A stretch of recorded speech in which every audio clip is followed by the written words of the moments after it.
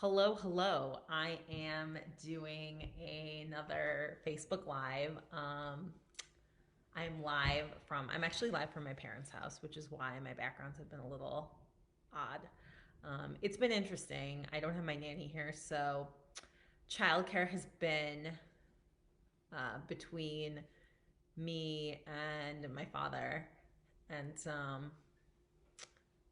my 2 year old's definitely getting a lot more screen time. Today, while I was doing a workout on the elliptical, he had gotten his hands on a small container of sugar. I'm just telling a short story just to see if anyone turns up live or not. If not, I will get started with the topic. But anyway, he got his hands on a small container of sugar, poured it into one bowl, ended up pouring it into another bowl. And frankly, I just let him do it because I didn't want to interrupt my workout. It was very important that I got some exercise in, getting a good sweat and like my heart beating, like my heart rate up always helps boost those endorphins and is really crucial in managing stress. So anyway, so I let him do it, and then in the end, I let him play because I don't like inhibiting his creativity, and it was fine. We vacuumed it. There was sugar everywhere, all over my parents' rug and hardwood floor. Hi, mom and dad, if you're watching. But I did. I vacuumed it up, so it's all good. All right. So if you're watching this, if you can type in hashtag live in the comments, that helps it reach people, or give it a heart, not a thumbs up, but like a heart, that helps it reach people. And what else? And if you can type in hashtag replay, um, if you're watching this video later, that also helps it reach people. So today, and also my name is Priyanka Nayak. I am a board certified internist, internal medicine physician, and I'm also a life coach. Today, I am going to talk about self compassion because this is something I've really been exploring for myself. It's so crazy how much we doubt ourselves. We're our worst critics. We treat our friends, and actually we treat strangers better than we treat ourselves, which is really interesting. Like, we treat ourselves probably the worst out of anybody. So you know, this is so self compassion entails having goodwill towards yourself. And it takes a lot of effort to actually be nice to yourself, because I feel like most of us, type A personalities, high achievers, we have a tendency to criticize ourselves, see what we're doing wrong, and want to evaluate and fix, fix, fix.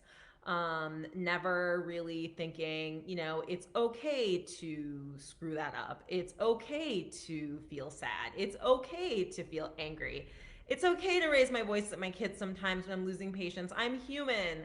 But we sit there and we beat ourselves up, unless we actually start to make a concerted effort to be kind to ourselves. And the way I've actually incorporated this into my own life and routine, I do a gratitude practice every day. I name 5 things I'm grateful for and why. I also reflect on 5 things I did well, which is interesting because I never used to think I did anything well, but it could be as simple as taking out the trash is an achievement for the day. And then I've added in the regrets that I have in the past, like 1 or 2 days, and how can I show myself some compassion and forgive myself for that. So that's one. We have perceived flaws of ourselves. One of my flaws, I'm loud. And actually, my mom got me sent for a hearing test when I was in high school because she thought I was deaf because I was so loud. And my friends would always say, Priyanka, your voice just projects. Like, that's just how you are. Like, it's totally fine. And the idea of that being fine, it didn't strike me. It didn't sit well with me. But you know what? Yes, like, I am loud. I have a loud voice. It carries, it projects, whatever. Take it or leave it. Like, I need to learn to be fine with that because I have tried to be soft, and it's really impossible for me to like quiet my voice down, and it's very unnatural and uncomfortable. So that's an example of kind of giving myself some grace for my perceived flaw. Also, learning to tolerate ourselves, which I think is interesting because in relationships, in marriage, living with other people, having children, we have to tolerate other people in our space, right? and we compromise and we do that. We live with our spouses, we make it work, and yet we can't tolerate like the crap that we do. Like if I do something, like my initial like when I spill something, the first thing I say to myself, oh my god, you dummy, like why did you do that, in my head. And why do I need to chastise myself for that? Like I just dropped something, it's fine, like it's not a huge deal. But name calling, like calling myself names, like is that right? Would I call my friend a name if they drop something? No. So learning to be at ease with ourselves, tolerate ourselves, is something to think about. It's very, very tough. You have to go against the grain of the way your brain is working, and it wants to be critical of you. So try and like hear that negative voice and tell it to shut the frick up. Okay. What else? Mindfulness is a huge part of this. So I've been practicing mindfulness meditation for several years now, and it's funny, I never thought about it in as a way to have compassion for myself. But one thing you can do, and this comes from Kristen Neff's book on, it's called the Mindfulness or the Mindful Self-Compassion Workbook. And you can get this on Amazon. It's by Kristen Neff and this other guy. And actually, I've been using it. It's awesome. But as a part of your meditation, you can like put your hand on your heart, and it helps you to be like sit with, like I've talked about in previous Facebook lives, you sit with your negative feelings, you sit with, you, like the mindfulness, you're able to create this distance between yourself and how you feel, or the judgments. And by doing that, you end up, you're able to give yourself some compassion. So try and use mindfulness as a way to observe yourself, notice things, and notice those negative feelings and sit with them. And you can, soothe yourself, have your breath really be soothing for you. And that can be a part of self-compassion practice.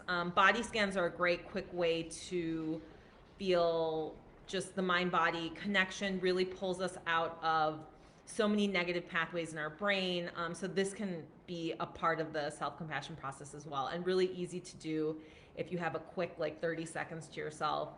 I don't always do body scans, but I often will feel the pull of gravity, my feet on the ground, and just like connect myself to my body. And that is very liberating, and it creates actually a lot of peace as well. And I think a lot of us stressed out professional women, we need to find that inner peace, and we're only going to find it through ourselves, right? So, accepting mistakes. That's a really tough one. So many like perceived mistakes I've had in my life, felt like, I could have done better. I had talked about in a previous Facebook Live that, I had been labeled as kind of the failure of my family because I didn't go to an Ivy League college. And I really carry that baggage around me forever. I still carry it sometimes, like thinking in my head, well, I could have gone to an Ivy League school if I did X, Y, Z. Like, why didn't I study more? Why didn't I apply myself? Why was I not studying during school? And I went to a lovely school like WashU, holler at WashU. But it's crazy that I carry that with me. Like, it's this big mistake. And like, is it really though? Like, I made some of the best friends in my life at that school who are still my best friends. Shout out to my friends, Herd 14. 10 of us who have kept in touch for, I don't want to date myself, but for 18 years, almost 20 years. And we are the bestest of friends. So accepting those quote unquote mistakes, and also learning to talk to ourselves nicely, nice self-talk. So when I mentioned before, if you do something and you call yourself names, you call yourself an idiot, call yourself a dummy, just eliminate that. The minute that you hear yourself call yourself a name, just stop right there and dial it back. It's just so unkind. Like, you wouldn't be calling other people names. And I think also the meaner we are to ourselves, the more critical we are of other people also, and that's not cool either. Like, we shouldn't be judging like ourselves. We shouldn't be judging other people. And I think the nicer we are to ourselves, the nicer we're actually going to be to everyone around us, the outside world, and truly making this world a better place, which is what it is all about.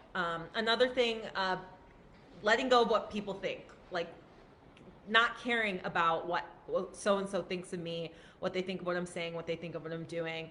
It doesn't really matter, especially if they're a critic. So once you can kind of let that go, that's liberating, and you're able to be kind to yourself. And so I'm not a huge believer in daily affirmations. People really like them and swear by them. Something you could do is you could say, I'm going to be kinder to myself. I am going to, not criticize myself. Those are things you could say instead of saying, I'm great and I'm wonderful. Because I think for a lot of us, that's kind of hokey and it's not productive. If it works for you, awesome. Keep doing it. But that's an option. Also, forgiving yourself. And the kinder you are to yourself, the more you're going to trust yourself, right? Because if you're mean to yourself, you're not going to want to tell yourself things. Like, okay, there are those friends, right, who we know are watching. We feel like they're watching us, they're judging us, and we don't tell them things because we're afraid of judgment. So we don't really trust them on certain levels. Same thing goes for yourself. If you're being mean to yourself, you're not going to trust you, correct? So learning to just be kind, trust yourself, that gives you stability in yourself, and then you can rely on yourself. And by being kind to yourself, trusting yourself, relying on yourself, you become your own best friend. You become your support system. You can lean on yourself, and that is how you will handle the stresses that life throws at you. We, of course, support systems, people, parents, best friends. I'm not going to lie, I do lean on them. And I have so many incredible women in my life who, are there, and I talk to them and I connect to them on a real level, and that helps my stress levels. But ultimately, I know, or I am building a new relationship with myself, being kind to myself, realizing it's okay to make mistakes, being okay with being sad, being okay with being mad, knowing that it's okay when I let my kid throw sugar everywhere and whatever else. Like, I'm not perfect, and embracing that and being okay with that and whatever mistakes I've made, because quote unquote mistakes, which, mistakes definitely, they can be really positive, whatever they are. So those are my tips, and I don't know if you can hear, it's raining really hard over here. I think it's hailing. But those are basically my tips for learning to love yourself, having self-compassion. And if you really want to get into it, I highly recommend, I have no affiliation with this, but I highly recommend this workbook. It's awesome, and it really gets you thinking about being kind to yourself. And the more you do the work and work on it, the more you're going to become, you're going to be able to lean on yourself. And I think that's a huge pillar of life, and having us face all of the crap that gets thrown our way. If this speaks to you at all, please direct message me. You can also go to my website, www.stresscleansemd.com, and contact me there. I'm actually going to start blogging and doing some, newsletters and things like that, with my tips and just stories. And hopefully someone out there is watching this, and your life is you're going to take a small step in the right direction to start on that change that you really want to make for yourself, because that's what it's all about, the teeny tiny steps. So thank you so much for tuning in, and I hope to catch you and talk soon. Thank you.